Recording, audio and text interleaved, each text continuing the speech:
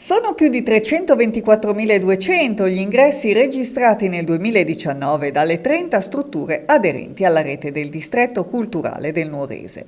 Questo è il dato numericamente più significativo del report appena presentato relativo ai flussi turistici dello scorso anno presso le realtà museali, tra siti archeologici e luoghi della cultura distribuite nei 12 comuni del Distretto Culturale del Nuorese e Atene della Sardegna.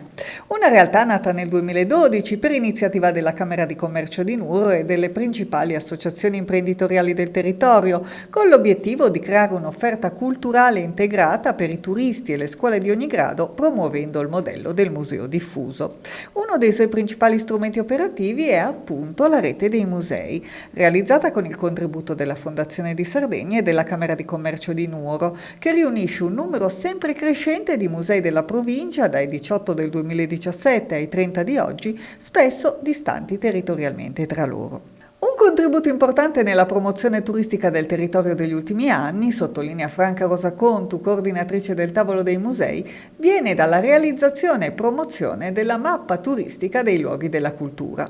La mappa ha dato valore e visibilità alle diverse realtà del nostro territorio, dislocate in luoghi anche lontani tra loro, e ha permesso agli operatori della cultura di lavorare insieme in modo efficace.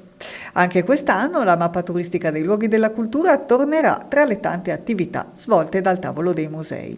Dopo le 30.000 copie realizzate e distribuite nel 2018, quest'anno, come nel 2019, verranno stampate 50.000 copie, che forniranno una vera e propria mappa geografica delle realtà museali del territorio, corredate di appositi coupon sconto stampati sulla mappa stessa.